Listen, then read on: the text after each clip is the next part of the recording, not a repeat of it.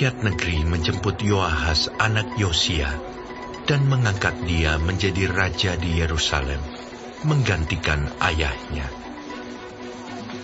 Yoahas berumur 23 tahun pada waktu ia menjadi raja, dan 3 bulan lamanya ia memerintah di Yerusalem. Raja Mesir memecatnya dari pemerintahannya di Yerusalem dan mendenda negeri itu 100 talenta perak dan 1 talenta emas. Kemudian Raja Mesir itu mengangkat Eliakim, saudara Yoahas, menjadi raja atas Yehuda dan Yerusalem, dan menukar namanya dengan Yoyakim. Tetapi Yoahas saudaranya itu ditawan oleh Neko dan dibawa ke Mesir.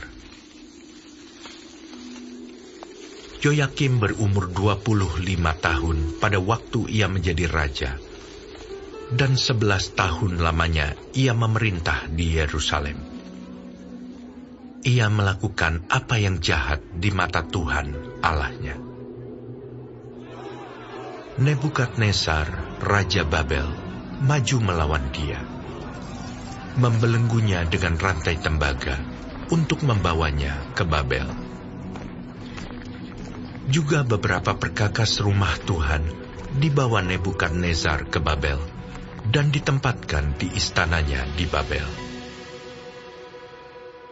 Selebihnya dari riwayat Yoyakim, segala kekejian yang dilakukannya dan kesalahan yang ada padanya, sesungguhnya semuanya itu tertulis dalam kitab Raja-Raja Israel dan Yehuda. Maka Yoyakin anaknya menjadi raja menggantikan dia. Yoyakin berumur 18 tahun pada waktu ia menjadi raja, dan 3 bulan 10 hari lamanya ia memerintah di Yerusalem. Ia melakukan apa yang jahat di mata Tuhan. Pada pergantian tahun, Raja Nebukadnezar menyuruh membawa dia ke Babel, beserta perkakas-perkakas yang indah-indah dari rumah Tuhan. Dan Zedekia, saudara ayah Yoyakin, menjadi raja atas Yehuda dan Yerusalem. Zedekia berumur 21 tahun pada waktu ia menjadi raja, dan 11 tahun lamanya ia memerintah di Yerusalem. Ia melakukan apa yang jahat di mata Tuhan Allahnya, dan tidak merendahkan diri di hadapan Nabi Yeremia yang datang membawa pesan Tuhan. Lagi pula ia memberontak terhadap Raja Nebukadnezar yang telah menyuruhnya bersumpah demi Allah.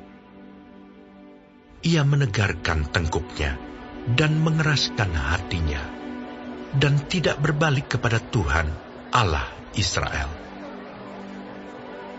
Juga semua pemimpin di antara para imam dan rakyat berkali-kali berubah setia dengan mengikuti segala kekejian bangsa-bangsa lain.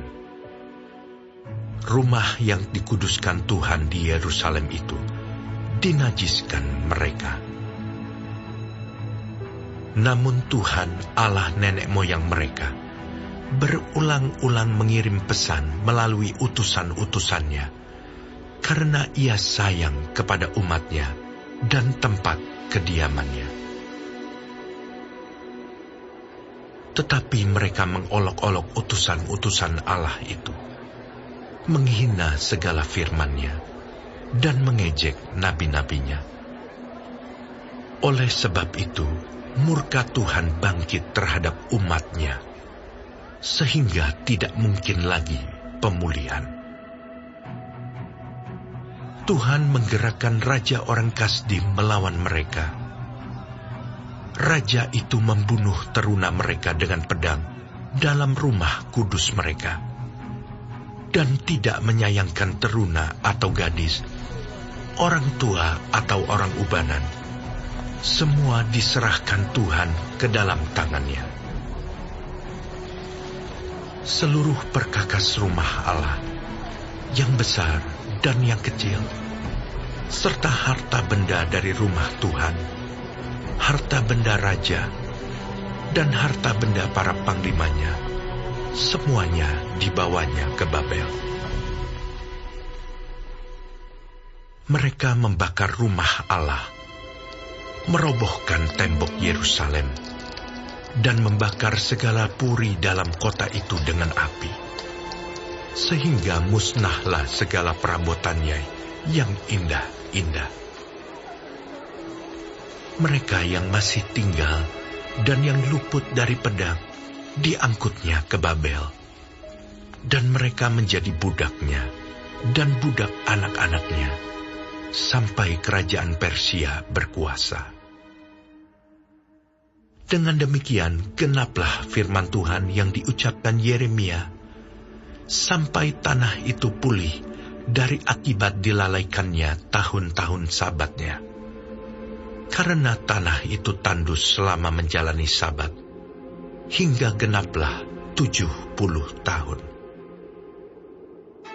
Pada tahun pertama zaman Kores, raja negeri Persia, Tuhan menggerakkan hati Kores, raja Persia itu, untuk menggenapkan firman yang diucapkan oleh Yeremia, sehingga disiarkan di seluruh kerajaan Kores secara lisan dan tulisan pengumuman ini. Beginilah perintah Kores, raja Persia.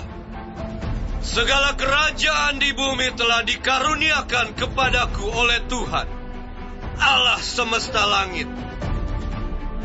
Ia menugaskan aku untuk mendirikan rumah baginya di Yerusalem, yang terletak di Yehuda. Siapa di antara kamu termasuk umatnya, Tuhan Allahnya menyertainya, dan biarlah ia berangkat pulang